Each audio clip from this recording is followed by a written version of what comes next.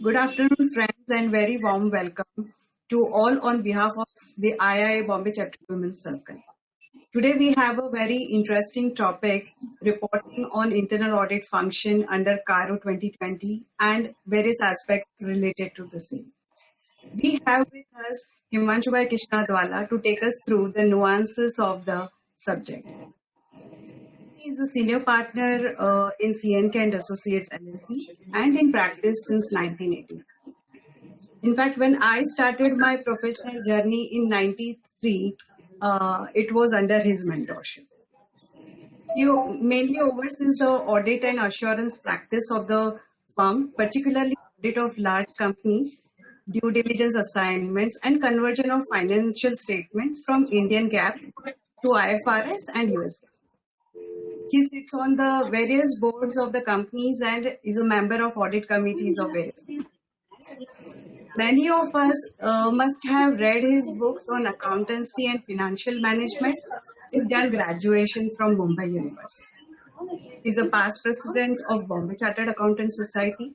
He's actively associated with ICAI and is a co-opted member and special invitee in various committees like Accounting Standards Board, Ind AS Implementation Committee, Expert Advisory Committee, Research Committee, Corporate Laws Committee, and is a member of various groups of ICAI.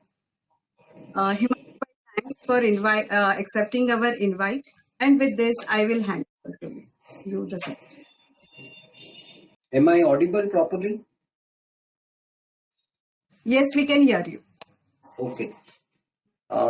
So good evening to all of you, and it's a pleasure to be talking to this forum, the Women's Circle. We normally don't get a chance to speak to the Women's Circle, but I think Nehal somehow convinced that I can speak at this Women's Circle which is there. The topic is, as Nehal rightly said, an interesting topic. The IA function under Companies Auditors Report Order 2020. And if I see the announcement which you have sent to your members, it talks about three key takeaways. One is the overview of the regulatory requirement of the internal audit function. It talks about a key takeaway being NFRA, CARO and ICFR and practical examples on significance of IA function. So the entire presentation is not a very long presentation, it's just about 30 slides or so. Is focused on these three things, and it is not only going to cover what is CARO, how really the IA function pans out under the Companies Act, and what are the regulatory requirements under which the IA function is now operating in practice. So let's start at the very beginning in that sense about the IA function. And as I was telling, we are going to talk about the internal audit function right from the beginning. And sorry for this small technical glitch. So this internal audit, as we understand in India, was introduced earlier, maybe in the early 90s or late 90s, something where by some enlightened companies, maybe the top professional companies in India over there, who started having this function for an independent review of financial data and controls. Internal audit in that sense in India really gained more importance when you had this manufacturing and other companies auditors report order, which we used to call as Mao Caro 1975, where you had a reporting by statutory auditors on the adequacy of internal audit. Now, Mao Caro 1975 was there for a very long time. It was there almost for maybe 20 years, which was there, after which it was replaced by Caro and other subsequent amendments which were there. But whenever this Mao Caro 1975 reporting was there, internal audit was mainly concerned or considered to be a very subservient function, and it was mainly focused on that voucher and approval based controls. So we had a lot of so-called internal auditors who used to do that 100% voucher checking, who used to do 100% receipt checking. And statutory audits did not really look upon as internal auditors as a separate function. They were only saying they are only there to help us or something. So it was in that sense very subservient. And there would maybe just be a handful of companies who really did internal audit in the way internal audit needed to be conducted. Maybe sometimes even to comply with that Mao Caro 75 requirements.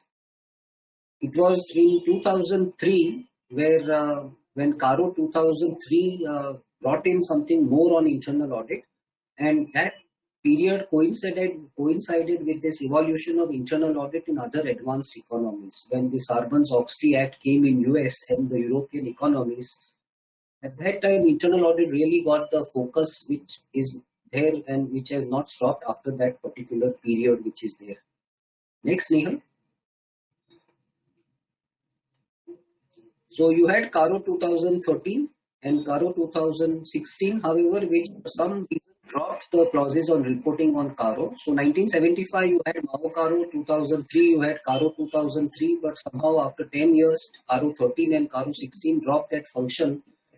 For some reason, the ministry felt that internal audit has already gained importance, so let us drop that particular function. However, though the function was dropped, that section 138 was introduced in the Companies Act, which made internal audit compulsory for certain class of companies, and we will analyze those sections and which classes are covered, what is sought to be covered, what is the responsibility under that section. We cover that gradually in the presentation. So 138 brought back internal audit into focus because now it was part of the statute which was there. Earlier it was maybe voluntary just for reporting under again Caro 2003, but now it's really brought back as a mandatory regulatory framework. At the same time, you had 2013 Companies Act which talked about reporting on internal financial control systems, which was later on replaced with internal financial controls with reference to financial statements. Earlier, it was a very broad thing to report, then it was slightly tapered down to only comment with respect to financial statements. And the Companies Act 2013 also gave a lot of responsibility to the audit committee or the board to look into the IA scope and decide the scope, functioning, periodicity, methodology, and so on. It is really after that time that the audit committees and the board took a lot of importance in discussing matters with the internal auditors, understanding their report, scope, and so on. Next, Neha. In between, you had this section 132 of the Companies Act 2013, which was talking about National Financial Reporting Authority. Now, though the section was there from 2013, this particular section was made operative only from 15th August 2019, where this clause 4B was inserted and NFRA was conferred with powers to debar any firm from being appointed as an auditor or even an internal auditor or undertake any audit in respect of financial statements or internal audit of the functions and activities of the body corporate. Now, this clause, when it was inserted, hardly any discussion that though NFRA was initially formed to regulate only the statutory auditors, NFRA has slowly from 15th August 2019 also roped in internal auditors within their scope. And you must have read a lot of press reports where NFRA has already debarred some set of auditors and is also contemplating action against some other sets of partners of big audit firms who are there. But NFRA covering internal auditors was itself a surprise, and 15th August 2019 is actually a red letter day in the annals of professionals. Though India celebrated independence in that day, a lot of professionals say that from 15th August 2019, the professionals, for the professionals, it's not a very auspicious day because now they are under the ambit of NFRA and they can get punished by NFRA as such. So, though everyone celebrates 15th August, I think professionals, especially the chartered accountants, either into statutory audits or internal audits, may not like to celebrate that particular thing. Somewhere in February 2020, early this year, this government again brought in Caro 2020, where they included this clause 14, where they restored back the IA function reporting for statutory auditors, and that has really brought back internal audit to the very high pedestal because now we have got section 184, you have got section 132 in NFRA and now reporting directly by statutory auditors. So I believe a lot of importance, a very high level of importance now placed on the internal audit function, and statutory auditors are now going to look upon internal audit function with much more attention than what they have been ever doing before. And you all, at the same time also a lot of other regulators like RBI, SEBI and IRDA who on their own have also specified a lot of things on internal audit function and how internal audit should be looked upon by the board of directors or the respective audit committees per se. Next, Neil. So this is the applicability of internal audit as per the Companies Act. You have the section 138 of the Companies Act applicable to all listed companies, whether big or small. In unlisted companies, there are thresholds which are there. So either your capital is more than 50 crores or turnover more than 200 crores or borrowing more than 100 crores or deposits 25 crores. And in private companies, it's only turnover and borrowing based. So more than 200 crores or more than 100 crores. Now, if you see this applicability, even for unlisted or private companies, 200 crores is not a very high level of turnover. The borrowings over 100 crores may be a high level, but turnover over 200 crores is not a very high level. And even a small trading company or maybe a share trader having a private limited company will easily cross this limit within months rather than a year. So internal audit in that sense has a very wide applicability even among a lot of private limited companies, especially in the BFSI sector which is there. Next. So under Companies Act, besides that section 138, you also have the section 177, which talks about what the audit committee should be doing. And it says the audit committee may call for comments of auditors about the internal control system, scope, observations of auditors, review of financial statements before submission to board, and may also discuss any related issues with both internal and statutory auditors, as well as the management of the company. You also have that section 134 where the directors have to mandatorily give an assertion that there are internal financial controls to be followed and there are proper systems which are devised in that company for compliance of all applicable laws, and they are all operating effectively. So an effective IA function can help and does help directors in fulfilling all these requirements and objectively validating the effectiveness of their systems. Next.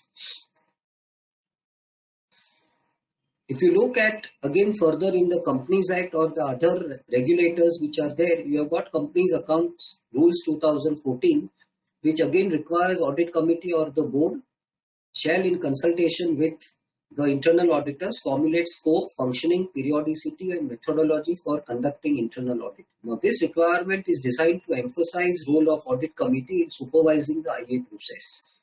Similarly, you have got RBI who has talked about risk-based auditing, and they have said that the board and the top management are responsible to ensure that risk-based internal audit continues to function effectively. So not only set up, but it has to function on a continuous basis effectively.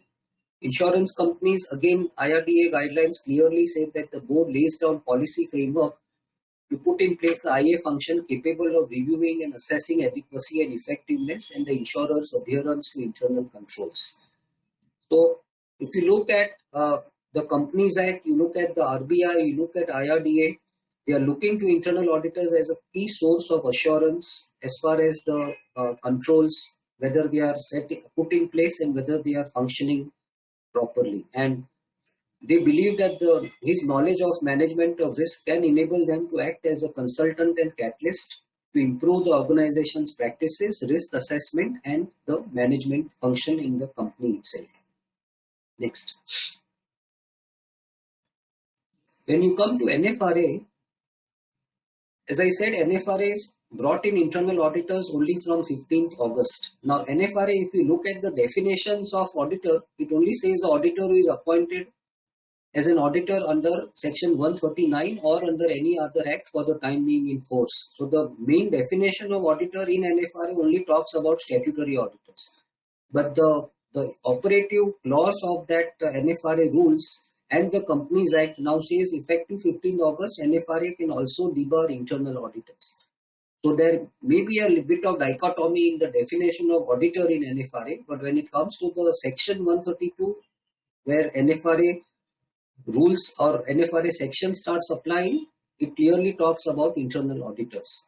And a former secretary of ICAI, when this provision had come in, gave a comment that internal audit is a multidisciplinary approach and valuation also got simultaneously covered of different classes and assets require relevant specialist professionals. That was therefore broadening the class of professionals under NFRA's jurisdiction is a logical step.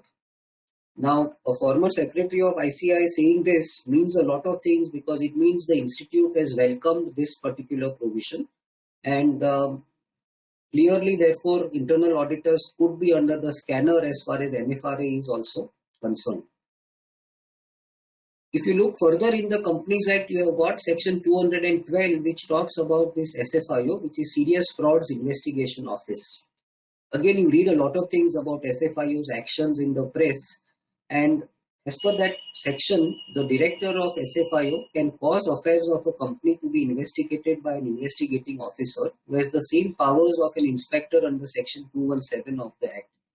And SFIO, in the course of their investigations, also requisitions and reviews internal audit reports. And in case any lacuna is noticed or inconsistency, they can summon internal auditors and even recommend action against them.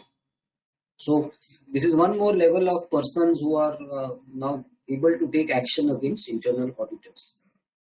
Next. You also had in the Companies Act your section 134, where the statutory auditor was now given responsibility with respect to IFC or ICFR or ICOFR, as called by various different people. And that responsibility stems from the reporting under section 143(3)(I), which requires the auditor to state whether the company has effective internal financial control systems and whether they are operating effectively. There is a management responsibility to it, and an internal auditor in any company is the first resource which the management uses to satisfy the statutory auditor about this particular requirement. So in most cases, company appoints internal auditors to assist the company to design and document ICFR, and also in many cases test the RCMs and other things for ICFR reporting by statutory auditors. Next. So this is the ICFR scope.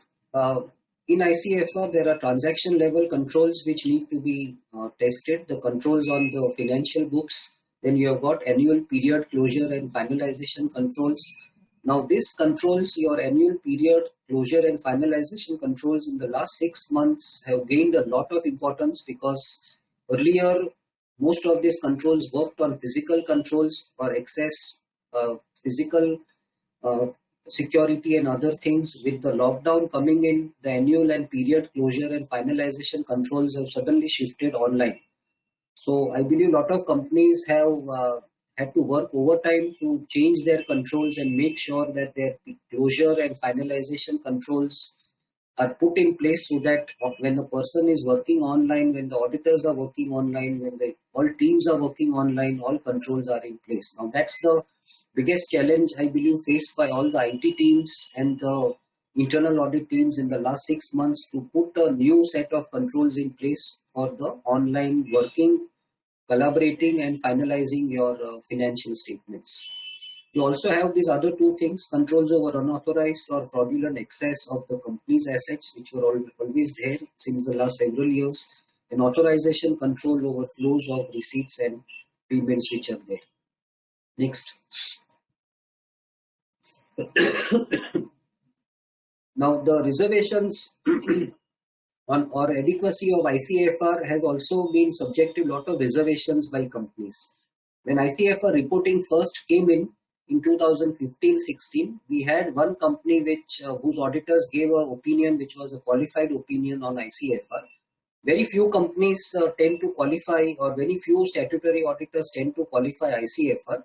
I've given two examples, one in the very first year when this ICFR reporting came in.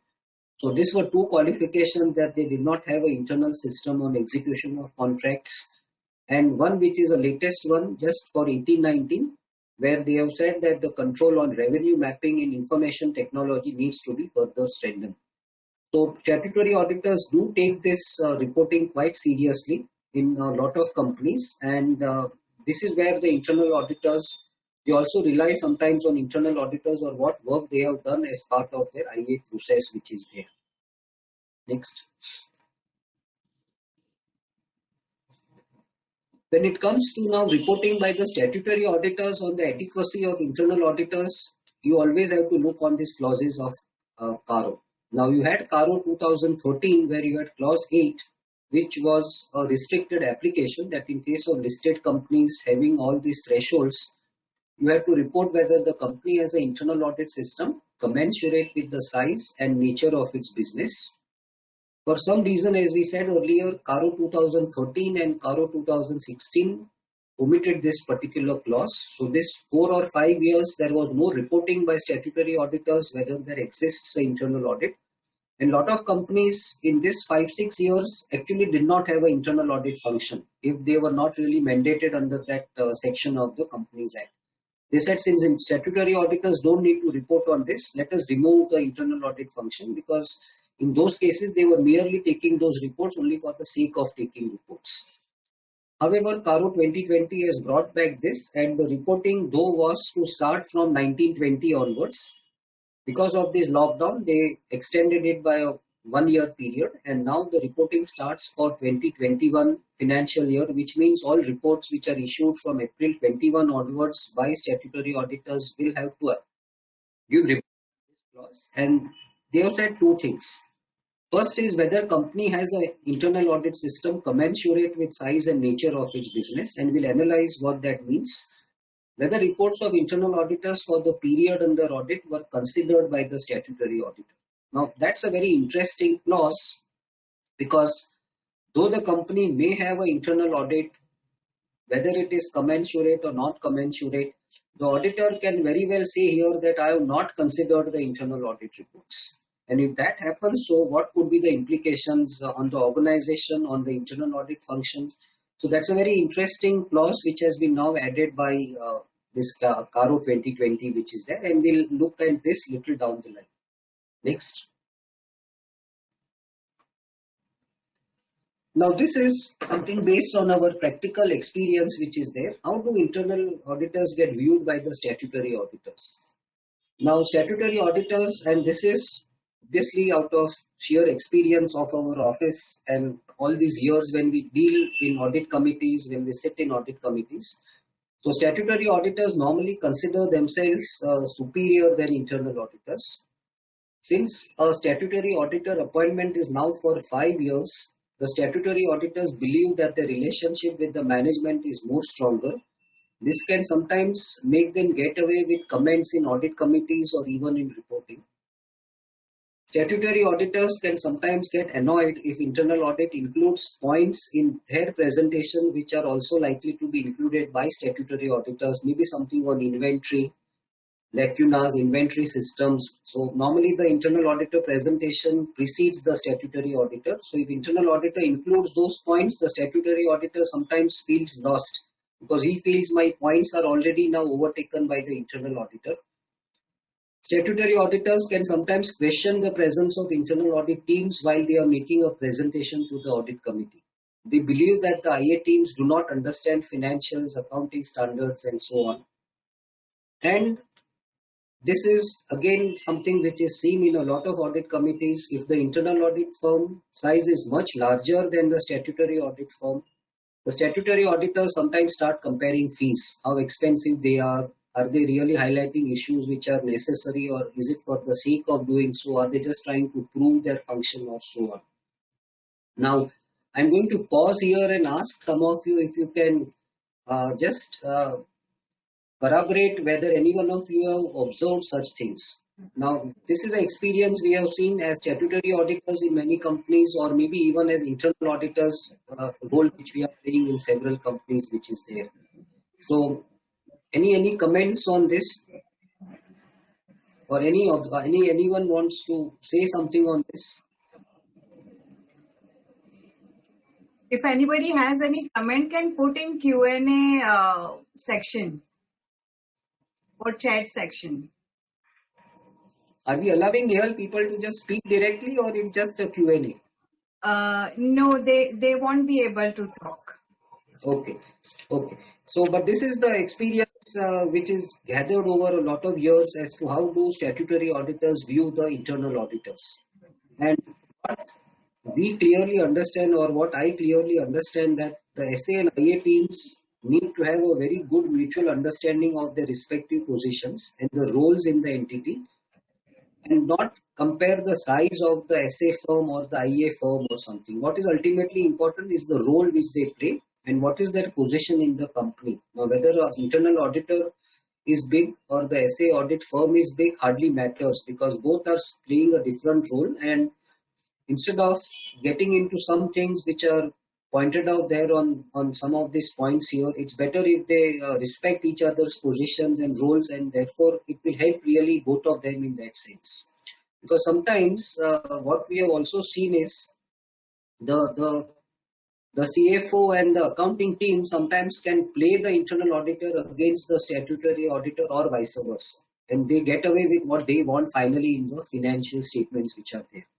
So if both teams project a common stand and respect each other's position, then the company is really not going to get away with such things, and they will really know that we cannot play around either of these firms which are there in that sense. Next, Nehal. Now, when you come to reporting under CARO 2020, we said the reporting will apply irrespective of whether Section 138 applies to the company. So even if internal audit is not mandatory for the company under that Section 138, reporting under CARO is still going to apply to that company. ICFR testing can also be included in IA scope, but that by itself cannot mean that the IA function is commensurate. A lot of companies are now going to come and tell the statutory auditors that Section 138 does not apply to me, but you are anyway testing my ICFR function. So that will automatically mean that my IA function is commensurate. Now that by itself is not enough. Reporting under CARO 2020 on the commensurateness of the IA function is very different from reporting on the ICFR testing, which is clearly under a different section altogether. ICFR reporting is in the main part of the audit report of a statutory auditor, whereas reporting under CARO 2020 is in an annexure. So both are independent, both have the different roles, and the company cannot get away by saying that my internal auditors are merely doing ICFR testing, so that means it is commensurate, because otherwise 138 is not applicable to me in that sense. So this is something I believe the internal auditors as well as statutory auditors or as well as the management will need to keep in mind when this provision starts off in reporting from April 21. And as we said, there are two things to report: whether the system is commensurate with size and nature of the business, whether reports of the internal auditor were considered by the statutory auditor. Next.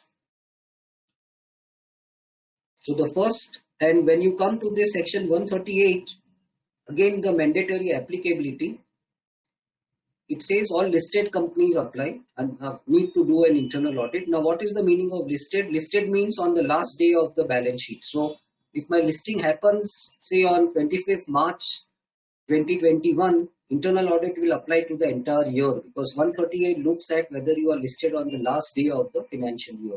I cannot say that since I am listed on maybe the last 15 days only, I will do an audit only for those 15 days and not in the earlier period.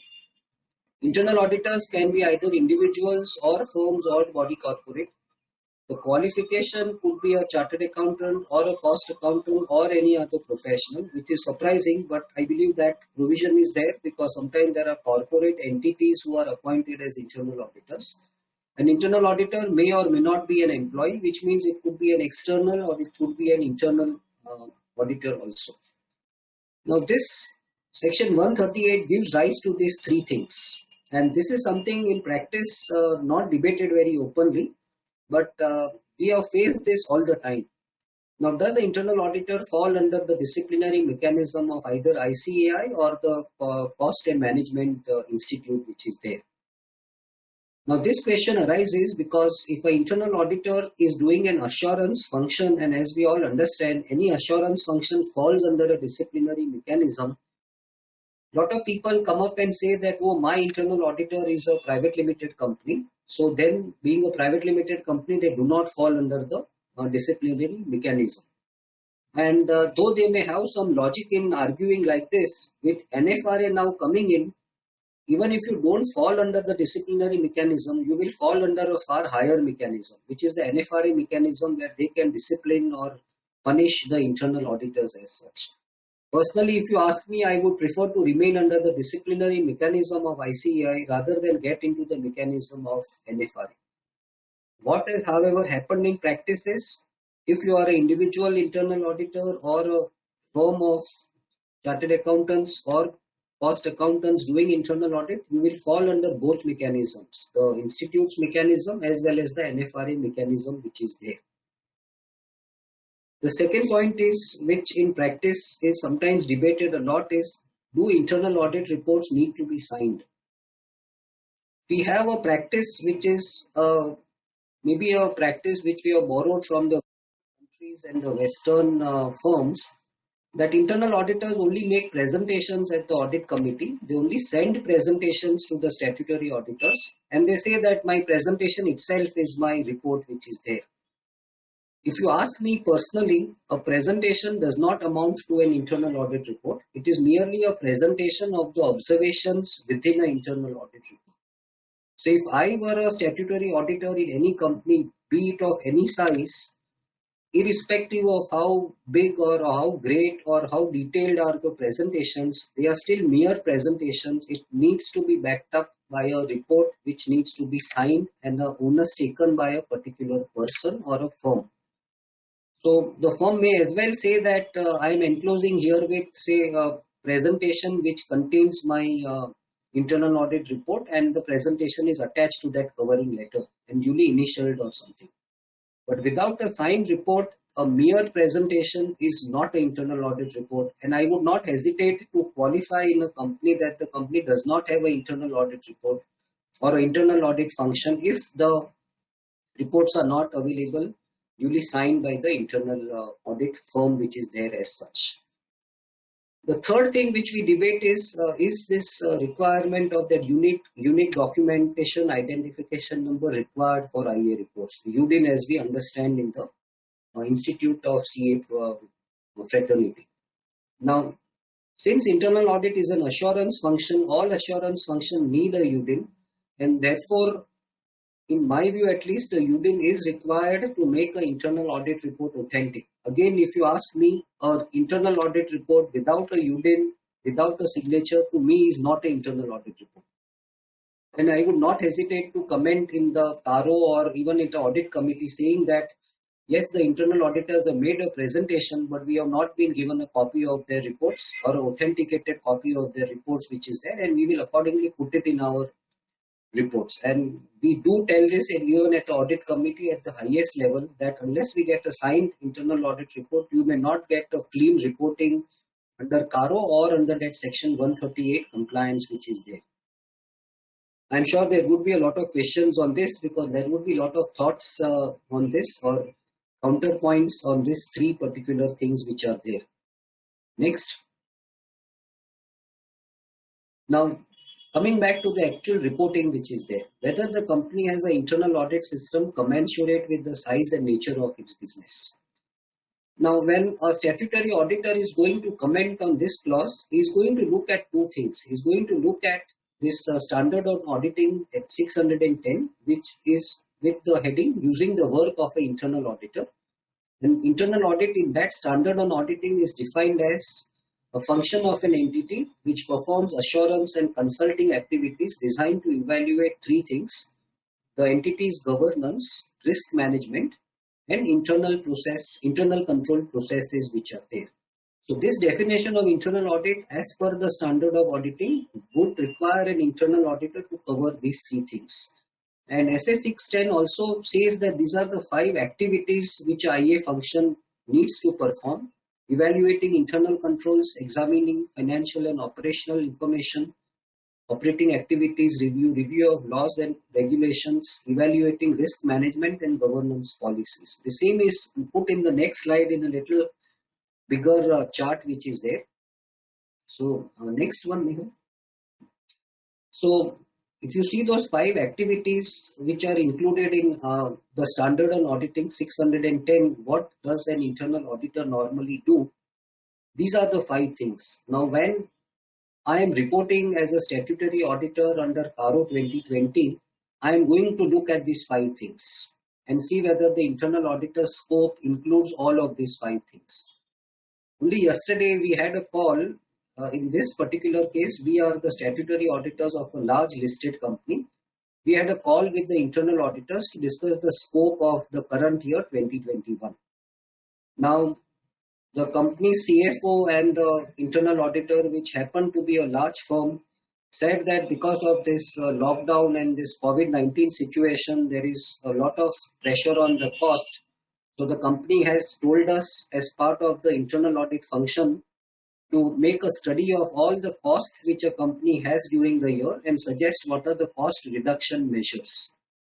The only response I gave him was that cost reduction measures which you are going to study and present it to maybe an audit committee or the board or whosoever, does it fall into one of these five things?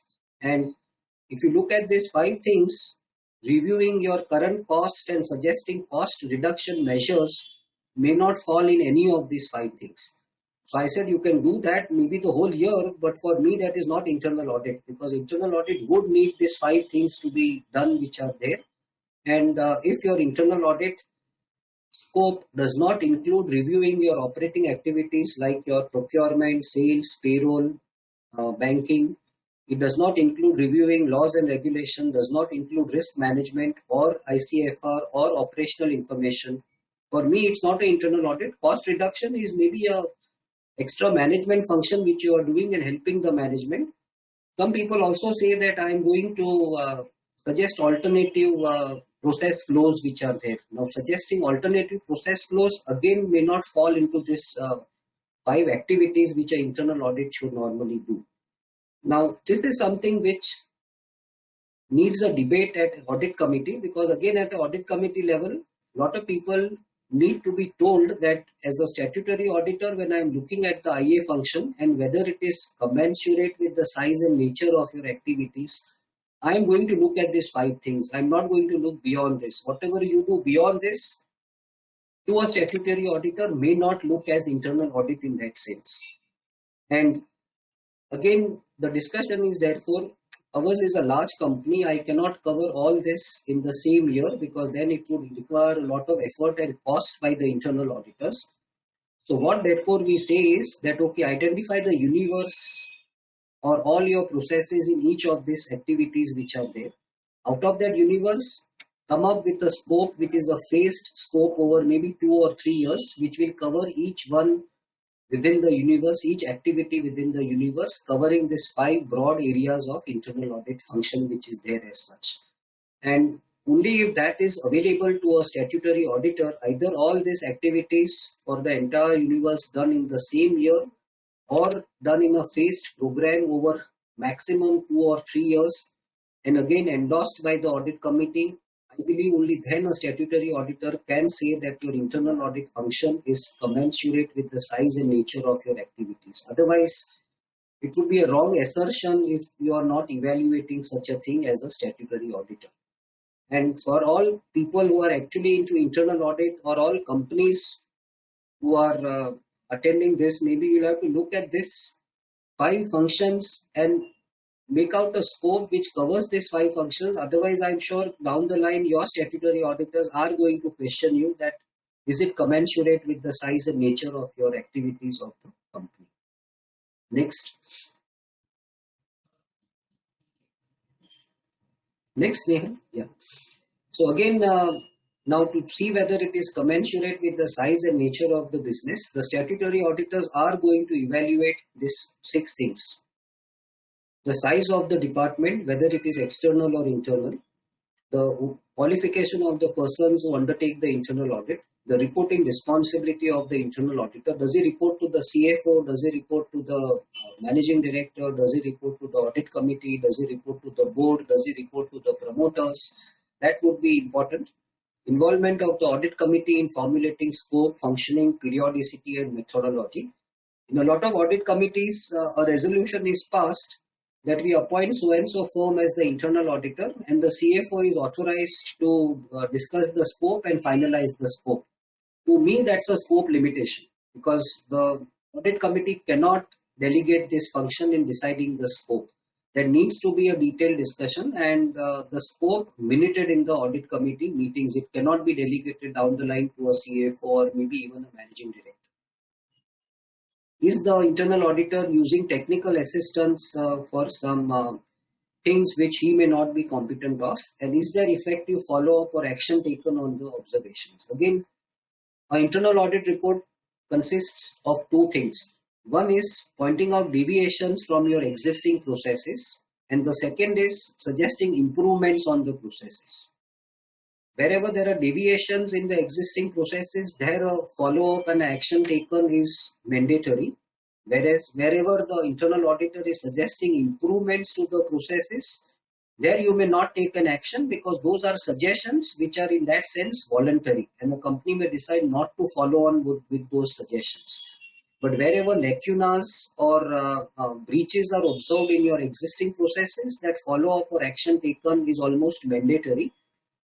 Again, if it is not reported in the next audit committee or given as a separate action taken report by the company or included in the next internal audit report, I would not hesitate to say that the internal audit scope is still incomplete or not commensurate with the size of the company, because that follow-up or action taken is not complete in that sense. Next. So, how do internal auditors may conduct audits? And now in between there are a lot of such graphs to break your monotony on the content or the text. So you have communication, you have documents, you have interviews, you have other procedures, testing, system, risk, and so on. This is how the internal auditors are going to conduct. And the more innovative they are, the more effective would be their reports. If they are merely going to look at your books and understand your processes, may not be enough, whether they are physically visiting the plants, whether they are physically talking to the people. Now, all this is something which a statutory auditor is also going to look at when he looks at whether it is commensurate or not commensurate with the size of the company. Next. If you look at the guidance note on CARO 2020, earlier whatever was there, SA 610, that is reproduced in the guidance note. But when it comes to this second part of the reporting under CARO, whether reports of the internal auditors were considered by the internal auditor. Now, this, as I said earlier, is a very strange question to be answered by the statutory auditor, because if the statutory auditor has a grudge against the internal auditor or the company, he might as well say that I have not referred to the audit reports of the internal or the reports of the internal auditors, and then therefore I have no reason, I cannot comment on whether they were commensurate or not.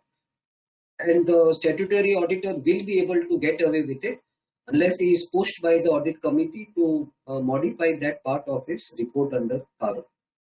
Now, though we think that this is something not required in a reporting, I believe this clause has been put in to ensure that the internal audit reports are made available well in advance to the statutory auditor. We have seen in practice that the internal audit reports are given to the statutory auditor a day before the audit committee meeting, or sometimes even on the same day. The company sometimes does not even arrange a meeting of the independent auditors with the statutory or internal auditors with the statutory auditor for an independent review of the scope and other things. And there is not enough time given by the company to the statutory auditors to consider the points of the internal audit reports.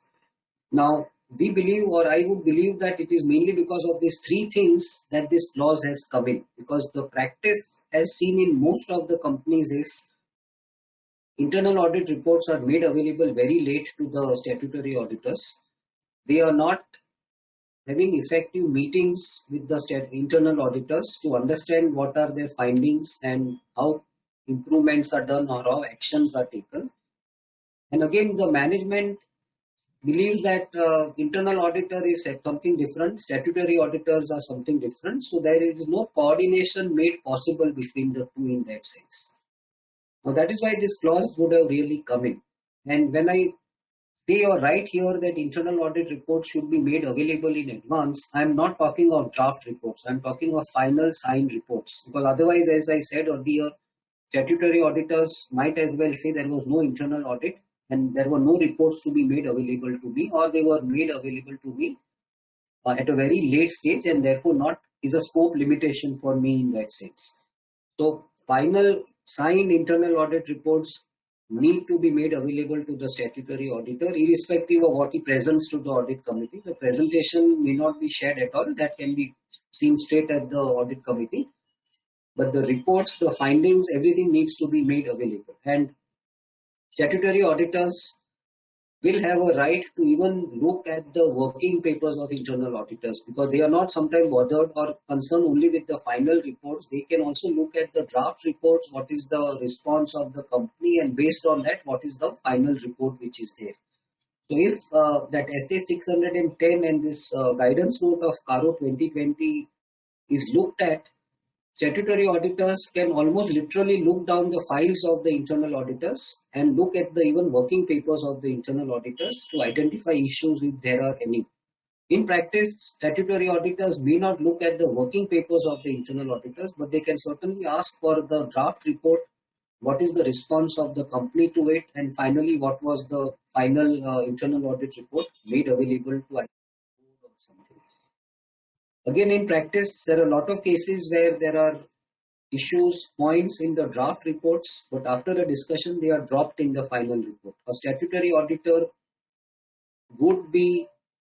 can have access to that information also as to what were the issues which were dropped in the final internal audit report by the internal auditors. So, this reporting under CARO, though places a lot of importance or a lot of responsibility on the statutory auditors, is also going to put internal auditors under pressure, because they will now have to maybe open up their working papers or files or even their draft reports to the internal auditors, because otherwise the statutory auditors can very well go and say there is a scope limitation, or just report here that we have not considered that reports, which really goes against the company as well as the internal audit firm which is there. Next.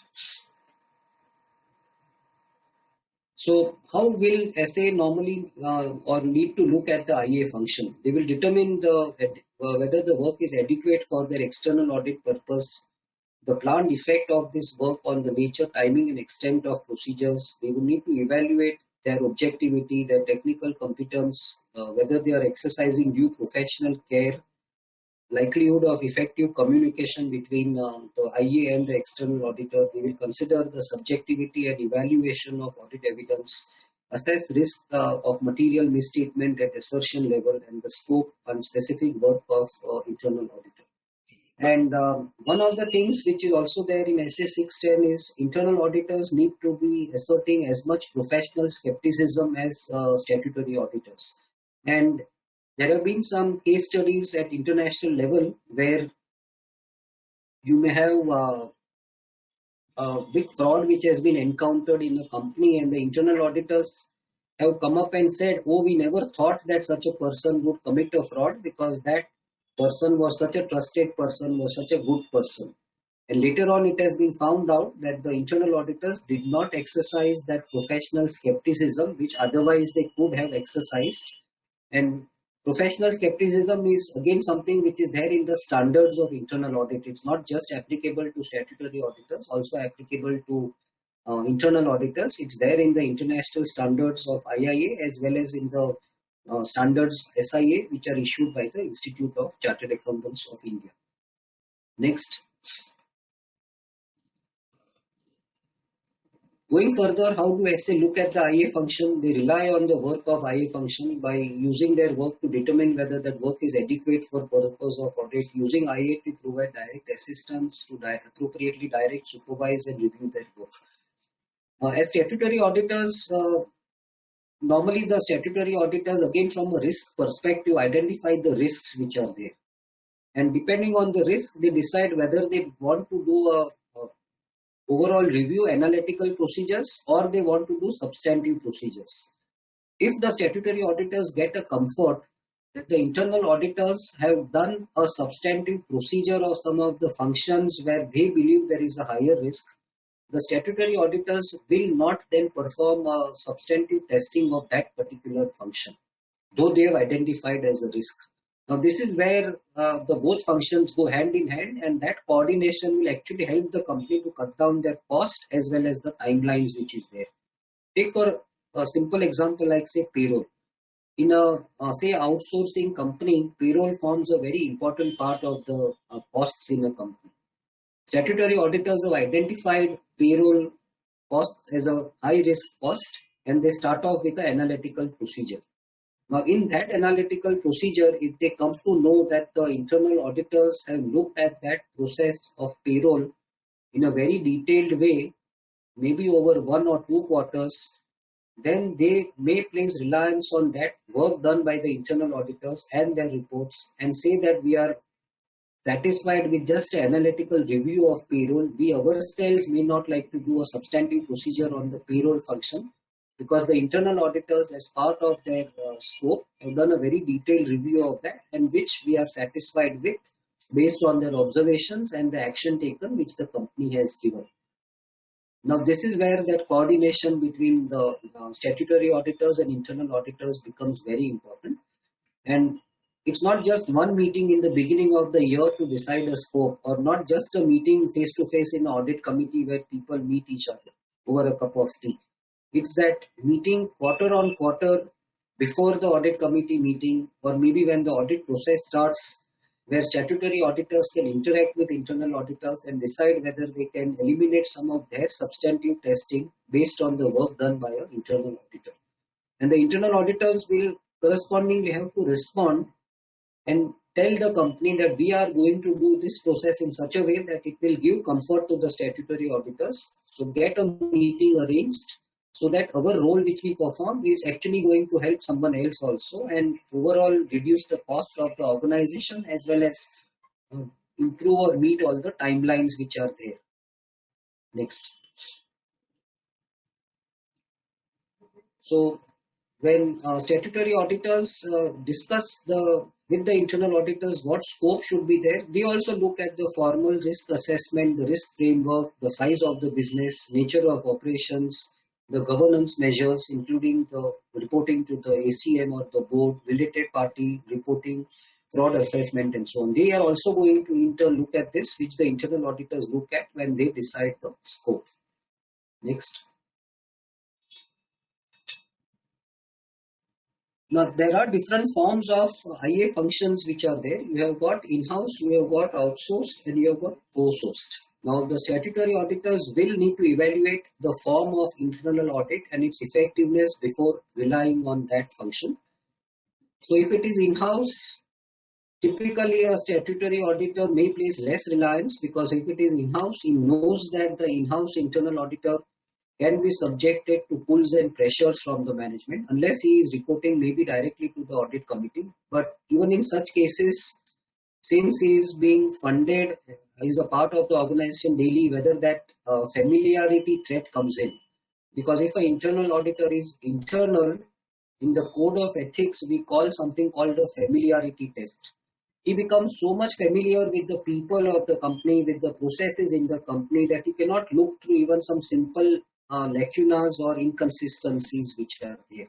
If you have an in-house internal auditor, the statutory auditor, besides other things, he is also going to evaluate the so-called familiarity threat, which automatically comes in when you have this in-house internal auditor who is there.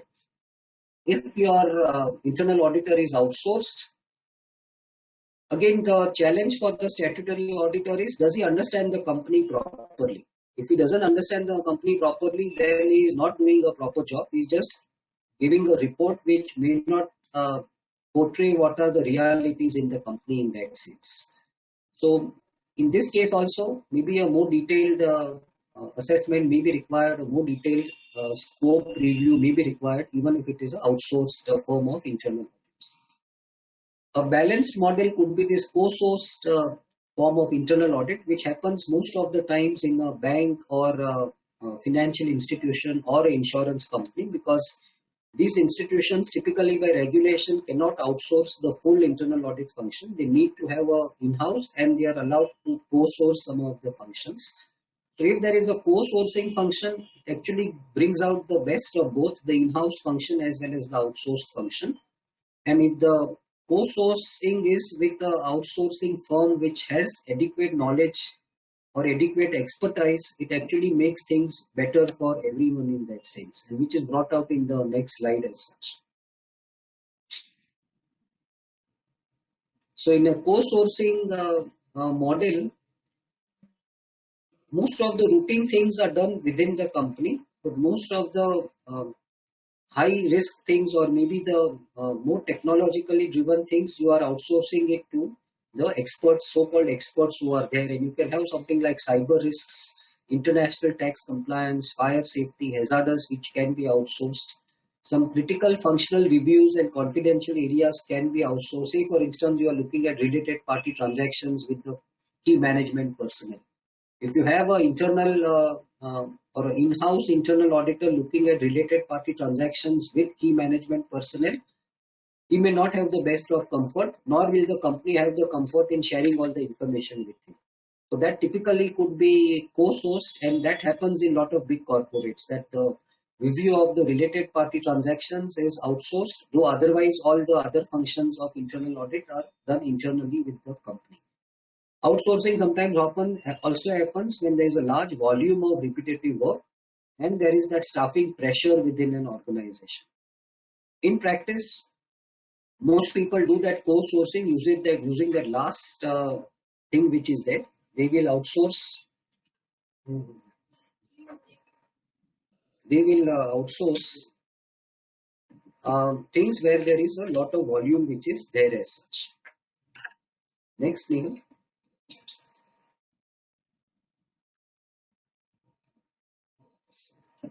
Now, if you look at this standard on internal audit which is there of the institute, this is that SIA 220 which is there.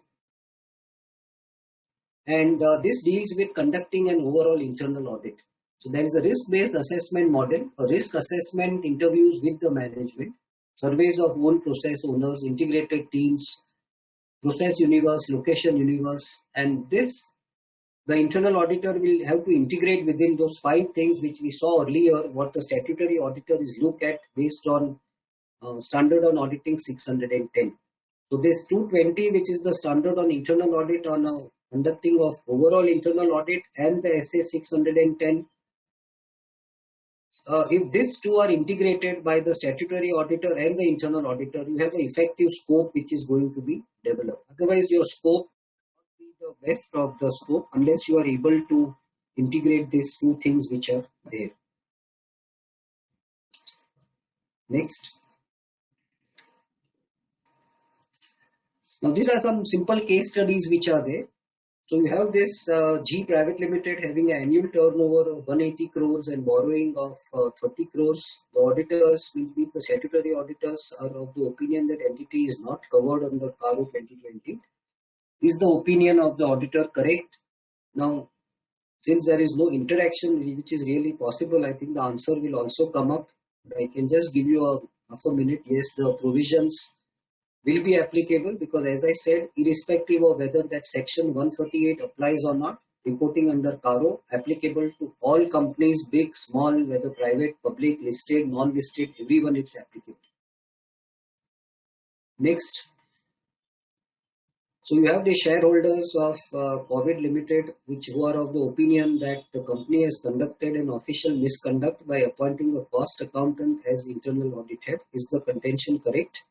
If you see section 138, they do allow cost accountants to be appointed internal auditors. So the shareholders in this case would not be correct.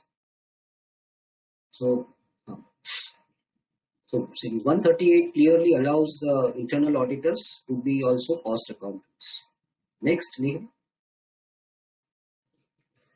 So you got SRK, direct statutory auditor of Green Chilies, of the opinion that IA report should be considered only for a particular quarter and it will be sufficient for forming an opinion on internal controls of the entity. Is the contention correct? The answer is obviously no, because you need to consider all internal audit reports till finalization of audit. All quarters, it would be clearly a scope limitation, and the statutory auditor will have to say that the internal audit reports are not commensurate with the size of the company. But maybe if SRK becomes auditor, he may be able to get away because of his stature. Next. So you have got Miss Aishwarya, internal auditor of a big small limited, whose reporting under CARO is applicable. she has requested AB statutory auditor to have a meeting to discuss findings and observations of the internal auditors. So is this possible, or can this not be done? Normally, it is felt that only statutory auditors can ask for meetings, but internal auditors can as well ask for meetings with the statutory auditors. So the answer would be yes in this case. So the statutory auditor EB will need to review and or discuss the IA observations to be able to report under CARO. Since a formal request has been made here, the statutory auditor may not be able to go back and say that I have not considered the internal audit reports. Because in this case, there is a formal request made that the meeting be organized to discuss the findings of internal audit. So maybe one way where companies can avoid statutory auditors saying that we have not reviewed the internal audit reports or not considered is set up a formal meeting with the internal auditors. In that case, the statutory auditors may not be able to go back and say that the internal audit reports were not considered. But of course, you can still say that having reviewed the internal audit reports, the scope is not commensurate with the size of the company and the nature of its activities. Next. Now, these are some impact on internal auditors for not reporting or a misconduct which is there. So we have 3 cases which are there. The last one is there in the newspapers only yesterday. So you had the Satyam where the internal auditor was punished by the disciplinary committee of ICAI. Before a few years, you had the Punjab National Bank internal auditor who was subjected to imprisonment. And you read in the last 2 days that you have this CFO and the internal auditor of this big company who was arrested by the Enforcement Directorate. Now, Enforcement Directorate, though not covered in the Companies Act, though not covered in the NFRA, Enforcement Directorate can actually go and punish anyone. It could be even a statutory auditor, it could be even an internal auditor. And so will be the case with an agency like, say, the Economic Offences Wing, because their acts give them power to go and arrest anyone. For that matter, they can even go and arrest the finance minister of the state or the country. So internal auditors obviously are very small people as compared to them. So if something is proved, can be proved by them that they have committed some offense under those laws, either the money laundering or this forex related things, or maybe your economic offences wing related offences, they can still be arrested.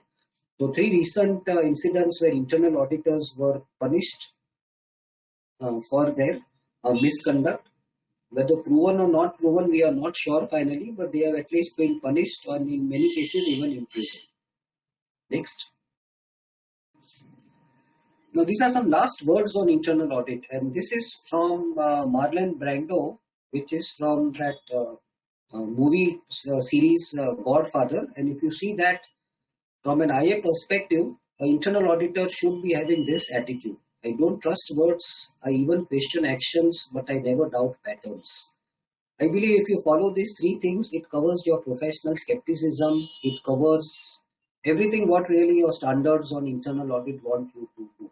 So you don't really trust any words which are spoken.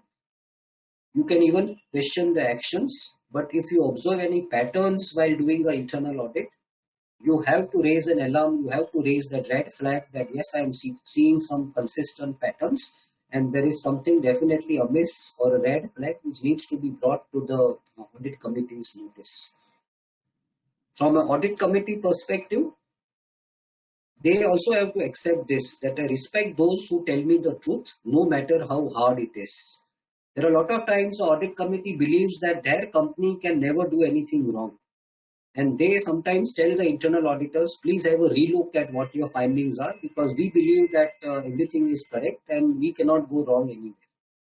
And that is where they have to be told that they should follow this principle of I respect those who tell me the truth, no matter how hard it is. And they should be willing to accept this. This also equally applies for the top management or promoters of the company. Next. I think we come to this questions and answers. Now, for some strange reason, my the person who put down this slide has put questions in one direction, answers in another direction. They know for a fact that I am not an internal audit person. So they know whatever questions come, I am going to give absolutely different answers to it. So they are put in two different directions. So I think that is it from my side. I know it could have been little harsh on some internal auditors or some companies, but this is what our practical experience is, and what I believe really is how statutory auditors will look at internal auditors. Thank you, Himanshu Bhai, for giving such detailed insight on the subject. While Caro 2020 puts lot of responsibility on internal auditors, and recent events also kind of reiterates that. And in fact, very truly what you said, what internal auditors must do is never doubt bad things, which holds very true. Everybody, if you have any questions, you can put it in the chat box. The next is, in the absence of internal audit, in addition to a comment in the Caro report, will a qualification be warranted in the audit opinion in the main report of the statutory auditor?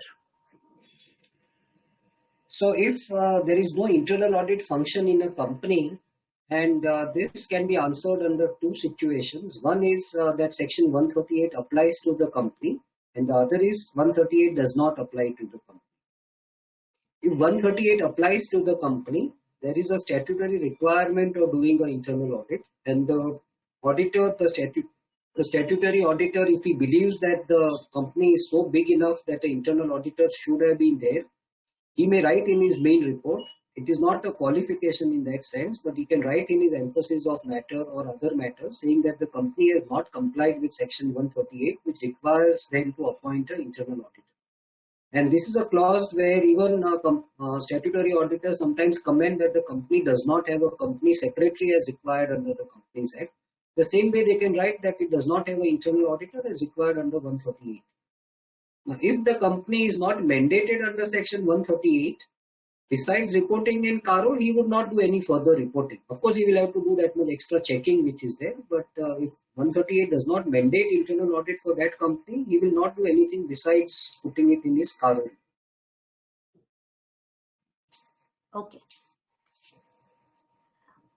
Now, under COVID situation, where internal auditors are not able to visit the location or the manufacturing facilities of the company to whom they are auditors appointed, would this be considered as a shortcoming by stat auditors to assess whether internal audit function is effective and commensurate with the size of the company? It would really depend after the entire year comes to an end. I am not looking at the IA function only for the first 6 months or 3 months or something. If things are not possible, maybe in the first 6 months, April to September, movement was restricted. But if things are possible in the next 6 months, maybe the internal auditors will have to work overtime, visit all the places and complete the audit. Otherwise, it would become a scope limitation. You cannot get away by saying because of the COVID you are excused from not doing an effective internal audit. So we will review by the year end, maybe in April, whether the whole function is properly done as required to be. Okay. Is internal audit reporting to the CFO would be an independence issue? It would be an independence issue, and it would be what you call it as a when that CFO is himself above you, then it certainly is it's not an independence issue, but it's what we call it as he is himself going to pay you something. So then it's a self-threat issue in that sense. That if you report something against him only, you may be removed from the organization. Okay. So not looked upon very nicely by the statutory auditors. Are all the 5 areas required to be included every year in the scope of internal audit, or it can be, 1 year it can be taken 2 areas and it can be a rolling kind of thing? So I'll explain you with an example. One of the 5 areas is compliance with laws and regulations. Correct. will you be able to tell answer that it is commensurate if I say that only in the first year I will review your laws and regulations, whereas in the next 2 years I will not review? Absolutely no. So then I think that answers your question, that each of the 5 areas need to be covered in each of the 3 years. Right. Can a final audit report in presentation format published to auditees and company management via email from official email address of head internal audit of a company be considered as a signed internal audit report? Let it be digitally signed then. But it has to be signed. Obviously it needs to be, otherwise it's a press. I don't even know who has sent it, from whose email it has come. Right. I can Right. get the email ID of any form of internal auditors as you want. It needs a digital signature if it is all online. Even where the internal auditor is an employee of a company, then also he needs to sign the internal auditor. But Yes, it he's would working still in a need to be capacity a of an signed. auditor, so he has to sign. Yes. See, I mean, will a government agency accept anything which is not signed? Not really. You need simple that you need that authentication of anything. Will the company say, okay, as statutory auditors, I will be issuing a report, a draft report, presentation, but I will not sign the report? Is that acceptable? If it is not, then even the directors will say, we don't want to sign the financial statements. If they are all correct, why should I sign? Then no one needs to sign anything then. Right. Next is under NFRA rules, only listed companies and unlisted public companies meeting certain threshold gets covered. Therefore, whether internal audit of unlisted private companies fall under the ICAI disciplinary mechanism and not under the purview of NFRA. That is correct. NFRA has a restricted list of companies which it covers, but it also covers a lot of small companies if they are subsidiaries, associates, or joint ventures of listed companies. So you may get covered that way. But in case you are not covered there, the ICAI mechanism will always be there. Besides that, SFIO can always can cover you, and obviously you also have this enforcement directorate or EOU, economic offences wing, which can still discipline you or punish you or something. Can you sign in firm name or require a partner to sign for outsource firm? It needs to be in a partner's name, or at least it can be in the firm's name, but there should be someone answerable to the regulators or to the statutory authority. Okay. You can sign in the firm name, but it should be clearly indicated who is in charge of that audit. That audit. Will it be same for the statutory auditors presenting in the ACM? Yes, statutory auditors sign in their own name, no? Not only in the firm, they also sign in their own name. Under clause 14B of CARO 2020, what is the nature of response to be given by the statutory auditor? So the statutory auditor can say that the internal audit reports were made available very late to me, and since there was no enough time available for review, we have not considered the internal audit reports while issuing our report on the financial statement. We can very well say that, which affects badly both the company as well as the internal audit firm. What is the credibility of internal audit reports in the eyes of audit committee when it knows that the statutory auditors has not relied on the work of internal auditor by virtue of section 610? So they may say that we don't want to pay the internal auditors then, because it is not to anyone. So I think they better be relevant, because otherwise the audit committee will say, since they are of no use to us, they have done the work fine, but let us not pay them now for it. No, but this balancing needs to be done by the audit committee, where both people have to coordinate, and I give you a lot of examples how they can coordinate and help each other. And though there are a lot of frictions between the two agencies, it's not really a friction, it's more of ego issues. It needs to be resolved, and the audit committee can play a role in resolving those issues by telling each one, this is your role, please do things on a timely basis, and each one can appreciate each other's role.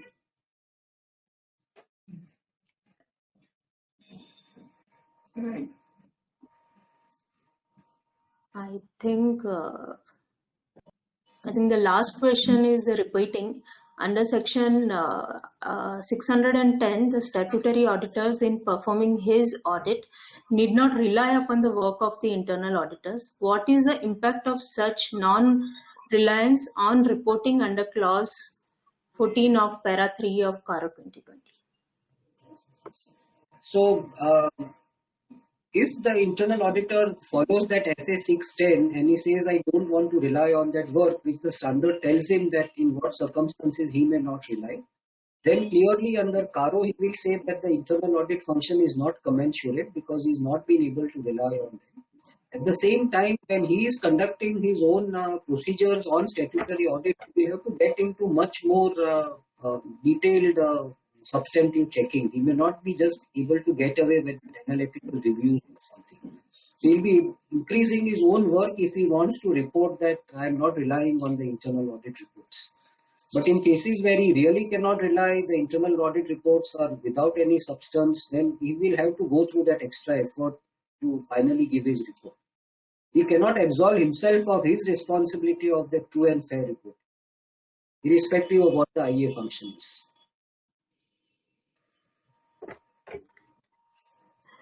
If the scope of internal audit is finalized by management and approved by audit committee, is that okay? It needs approval of the statutory auditor to become commensurate with the size and nature. Whether internal auditor should give the positive assurance in his report or only the exception found during the audit? It would depend on what the statutory auditors would like. I would personally not mind even an exception thing, saying that everything is in order except the following things. That also is okay, but there are a lot of cases where the statutory auditors may say that please give us a positive assurance also that nothing has gone wrong. It would depend on the comfort of the statutory auditor. Correct. That is sometimes even by audit committees as well. Yeah. If an employee has good amount of experience, but he is not having a formal CA or CMA qualification, can he be an internal auditor? Again, is it as per section 138? If it is as per 138, he cannot be because it has to be a chartered accountant, cost accountant or any other professional. So he should fit in that definition of any other professional. Only then he can be formally designated as the internal auditor in terms of 138. If 138 is not applicable, you can give any designation to any person. You can tell a pune also is my internal auditor. While issuing a limited review report on quarterly basis, whether statutory auditors are expected to review internal audit reports? They do review because again that analytical and substantive procedure, because the quarterly results, though it is called a limited review, the responsibility in a limited review is as high because again there is a risk assessment, and based on the risk assessment you don't do the substantive checking, but you still need to do that analytical checking, and in that analytical checking you have the comfort that internal auditors have done a particular area. You will be able to give your report much faster because then you can finish your processes faster every quarter. You may not need a signed report every quarter. The signed report may be needed only at the end of the year.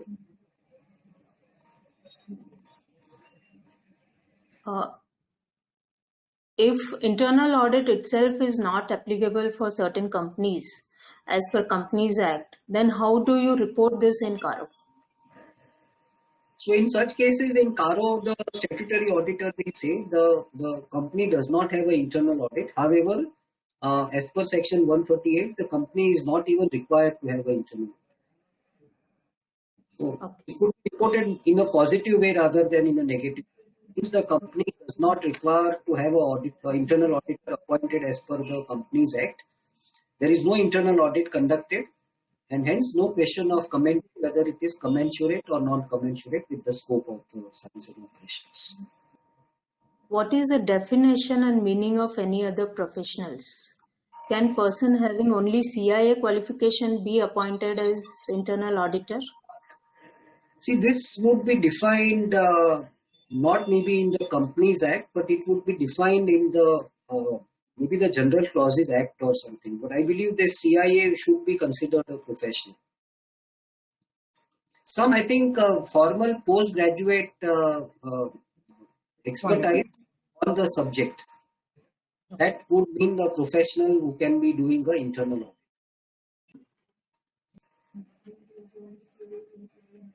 In few multinational companies, the internal auditor is limited to testing the SOX controls. In your opinion, is this adequate or it has to go beyond that?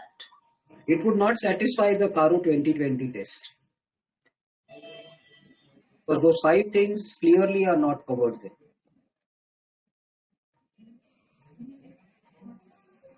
I think we have covered almost all the questions. There are no more questions. Even time is up now. So Yes. if anybody has any questions or come across anything, think of anything, you can write to us. We will try and send you the responses after talking to Himanshu Bhai. So with this, we will conclude the session. Thanks once again, Himanshu Bhai, for parting your time and knowledge with us.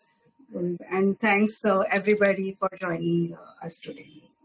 Thank you, Himanshu Bhai. Thank you, Nehal. And there is a question like this: PPT will be available to them or not? So yes, everyone will be able to will get this PPT, no doubt about it. It's with Nehal only. She can There will be recording also available, and we'll share the link once it is up. Yes. Thank you. Thank you. Once again, thanks everyone. Bye-bye.